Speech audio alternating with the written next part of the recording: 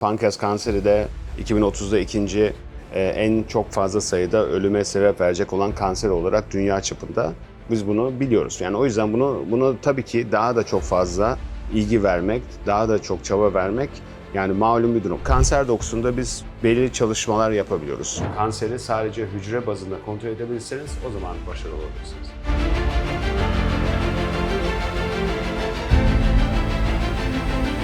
Hocam kaç yıldır pankreas kanseriyle uğraşıyorsunuz? Ben geçenlerde hesapladım 29 sene olmuş. Almanya'da başladınız aslında ve şu an İstanbul'dasınız. Ve şu anda da Acıbadem Üniversitesi Pankreas Kanseri Araştırma Merkezi'ndeyiz.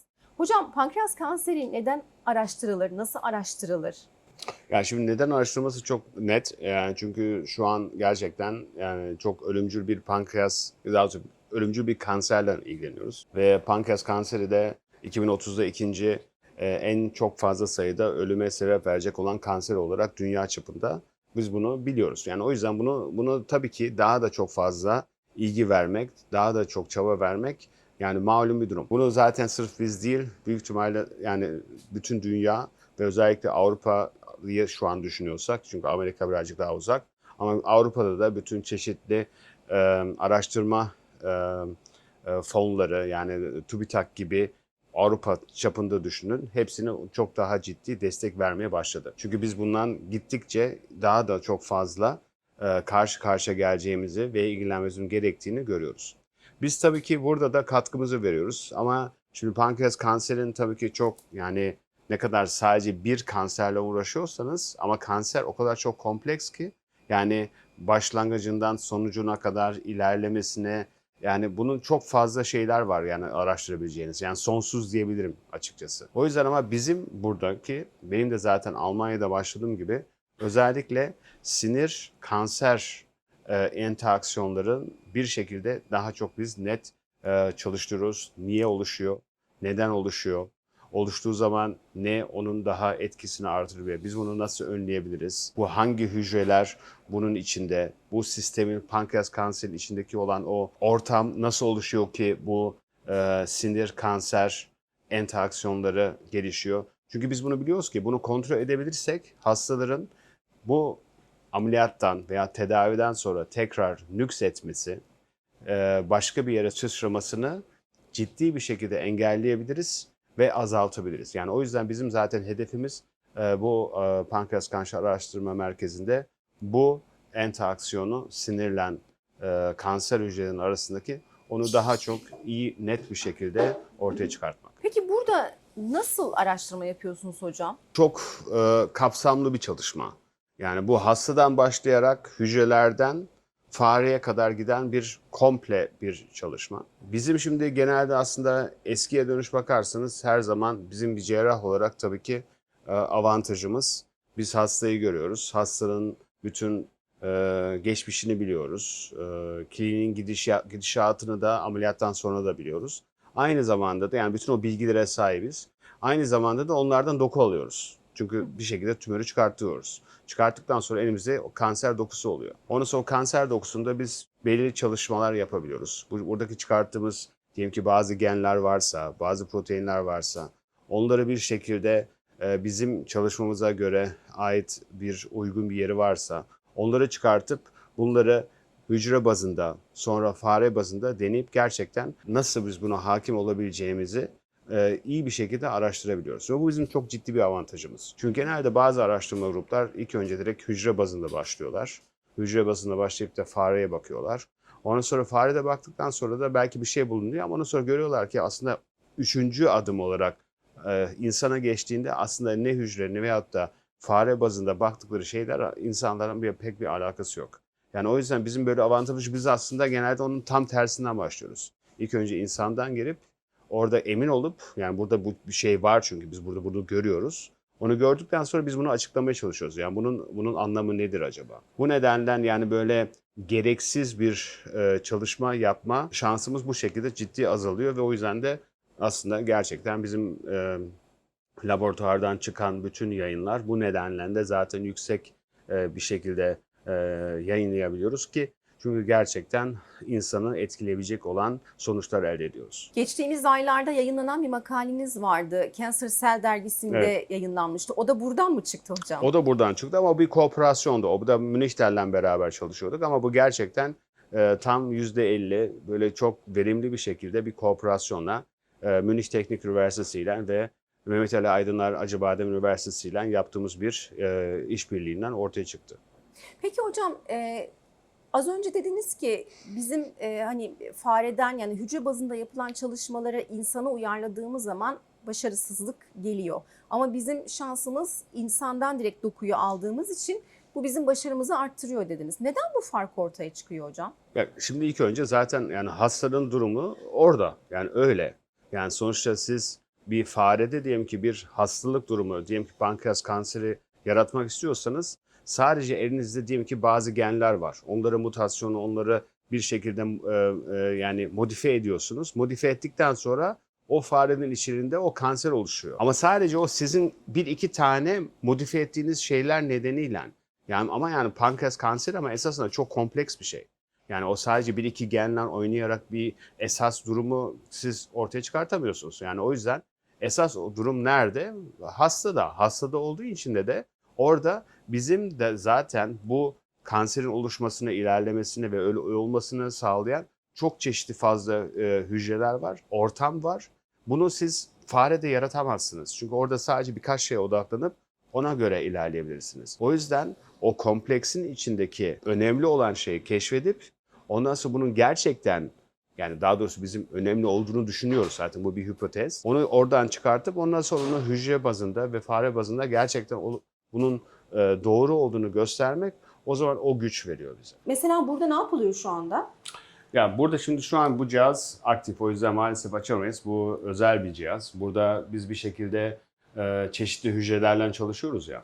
Burada biz özellikle kanser hücrelerinin ve sinir hücrelerinin interaksiyonlarını izleyebilmek ve kontrol edebilmek için 3 boyutlu bir sistemin içinde ikisini yaklaştırıyoruz ve bir şekilde modifikasyonlar yapıyoruz. Ya sinir hücrelerinin üzerinde veya kanser hücrelerinin üzerinde. Ondan sonra bir şekilde onların birbirine karşı yaklaşımını, çekimini daha iyi anlayabilmek veyahut gerekirse tabii ki bazı modifikasyonları yaptıktan sonra diyelim ki kanser hücrelerin sinir hücrelerine doğru gitmemesini sağlayabilmek veyahut sinir hücreleri de aynı şekilde, çünkü kanser hücrelerine gidiyor. Yani o iki tane çeşitli o interaksiyonları hangi diyelim ki çeşitli genlerle, hangi yollarla etkileyebiliriz veya etkilemeyiz, onu bu cihazla araştırıyoruz. Mesela burada ekranda bir görsel var hocam. Bu Evet. neyin hareketliliği? Bu şimdi buradaki şeyi görüyorsunuz. Bunlar kanser hücreleri. Bunlar da sinir hücreleri. Ve görüyorsunuz ki aslında burada özellikle bunlar son seller dediğimiz. Bunlar gerçekten kanser hücreleri bir şekilde sinir hücrelerine gelmeden önce ilginç bir şekilde bu sinir hücreleri kanser hücrelerine karşı daha da çok büyük bir atraksiyon var. Ve o yüzden onlar daha da çok hızlı kanser hücrelerine doğru gidiyor. Ve bunu burada görüyorsunuz. Yani nasıl bir şekilde bu ana konoliden bütün bu şeyler tekrar çıkıyor güzel bir şekilde. Bu sinirler nasıl bir şekilde, yani çok aç bir şekilde sanki kanser hücrelerine doğru ilerlediğini. Ama aynı zamanda da burada da kanser hücrelerini görüyorsunuz. Bunlar da bakın böyle bazıları koloniden kopup şeye doğru sinir hücrelerine doğru gittiğini ve onlara da ulaşmak istediğini görüyoruz. Biz kanseri hep aklımızda böyle tek bir materyal, madde gibi düşünüyoruz. Sanki böyle dışarıdan alıyorlar, koyuyorlar onu vücudun bir yerine ve o orada büyüyor gibi. Ama aslında burada kanserin o hücresel yapısını izleme şansınız oluyor. Evet, doğru. Ve Ama ona bakarsanız benim parmağım da öyle. Yani siz parmağımı bir bütün olarak görüyorsunuz ama ne bu? Sadece hücrelerden oluşan bir şey. Yani o çeşitli hücrelerin bir şekilde birleşiyorlar. Bu da kanser hücreler, kanser de öyle yani. Kanserde bir şekilde çeşitli hücrelerinden bir buluşumu. Ve buradaki tabii ki bunlar ana suçlu hücreler. Bunlar da kanser hücreleri. Onlar işte burada belki böyle masum küçük böyle yuvarlak sanki hiçbir şey yapmaz gibi gözüküyor ama yani onlar da belli bir bütünlük elde ettikten sonra tabii ki kanser oluşuyor. Yani onu insan belki unutabilir. yani Onlar aktif. Aktif olduğu için, yani siz bir yerde bir tümörünüz varsa siz sadece tümörü görüyorsunuz. Ama aslında esas tehlikeli olan şey o sadece böyle bir Yani bir ne bileyim bir nohut parçası gibi gördüğünüz gibi bir şey değil o. Yani o bir şekilde o hücrelerden oluştuğu için biz aslında zaten o bir bütünlükten korkmayız. Biz aslında geri kalabilecek olan o hücrelerden korkuyoruz. Çünkü onlar işlerini, görevlerini devam ettiriyorlar. Yani kanseri yenmek istiyorsak aslında ona hücre Hücre düzeyinde hücre bazında her zaman. yenmemiz Her lazım. zaman. Evet. Yani biz bir şekilde bir bütünü değil ki kanserin yani özellikle hücresel bazında kontrol etmeye çalışıyoruz. Çünkü siz kanseri sadece hücre bazında kontrol edebilirseniz o zaman başarılı olabilirsiniz. Ve Pankreas Kanseri Araştırma Merkezi'nde bu yüzden mi araştırmalar devam ediyor?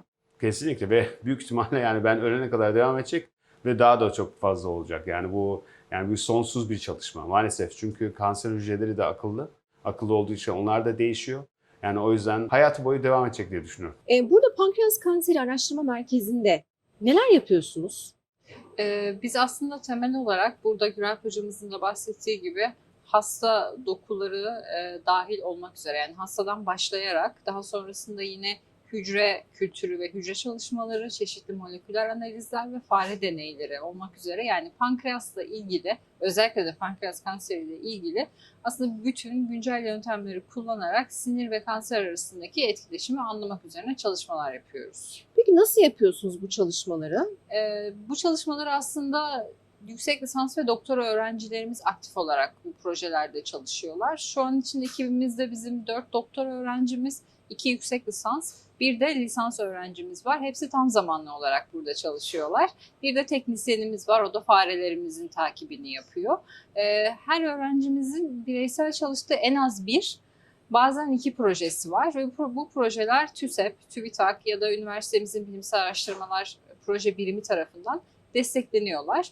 Ve çeşitli dediğim gibi her birinin spesifikleştiği konu özelinde bahsettiğimiz gibi organoidler gibi teknolojileri de kullanarak, fareleri de kullanarak ya da hasta dokularını kullanarak çeşitli analizler yapıyoruz ve temelde de dediğim gibi biz bu etkileşimi nasıl daha iyi anlarız ve nasıl hedefleyebiliriz? Buna yönelik çalışmalar gerçekleştiriyoruz. Acıbadem'de doktor öğrencisiyim. Peki Sıla Hanım burada neler yapıyorsunuz Pankreas Kanseri Araştırma Merkezi'nde?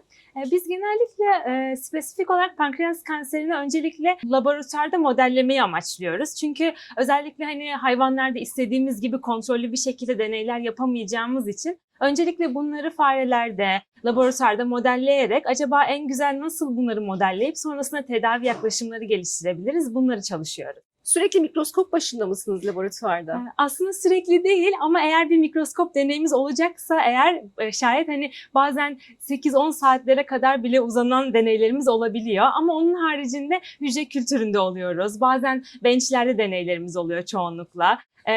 Da sıvılarla çalışıyoruz, kimyasallarla çalışıyoruz. Bazen alt katımızdaki hayvan araştırma merkezimize deneylerimiz oluyor. Buradan iniyoruz, örneklerimizi hazırlayıp aşağıya gidiyoruz. -1'e orada deneylerimizi gerçekleştiriyoruz. Bu şekilde. Peki burada çalışmak size kendinizi nasıl hissettiriyor? Özellikle PANKAM'da çalışmak, Pankreas Kanser Araştırma Merkezi'nde benim için çok büyük bir şey. Çünkü burada elde edebileceğimiz şeyler, kullanabileceğimiz materyaller, kullandığımız teknikler gerçekten de üst düzey kalıyor bana kalırsa. İstediğimiz gibi modeller geliştirebiliyoruz, hayvanlarla çalışabiliyoruz. Yani ulaşım açısından kolay. Hocalarımız bu konuda deneyimli, en önemlisi bize yol gösterebiliyorlar. Ondan benim için Avrupa veya Amerika standartlarındaki yaşıtlarımla beraber onlarla aynı seviyede çalışabileceğim bir ortam. Onun için çok mutlu hissediyorum ve bu beni daha da heyecanlandırıp daha da hırslandırıyor açıkçası. Taner Bey siz ne yapıyorsunuz burada laboratuvarda? Neler yapıyorsunuz? Şöyle bizim genelde günümüz ilk önce hücreleri kontrol etmekle geçiyor. Ben özellikle organoidlerle çalıştığım için organoidler birazcık daha nazlı hücreler olabiliyor. Daha doğrusu nazlı yapılar olabiliyor. Hücre diyemeyiz çünkü bir 3 boyutlu bir kültür yapısı, bir model aslında. O yüzden onların kontrolü birazcık daha farklı oluyor.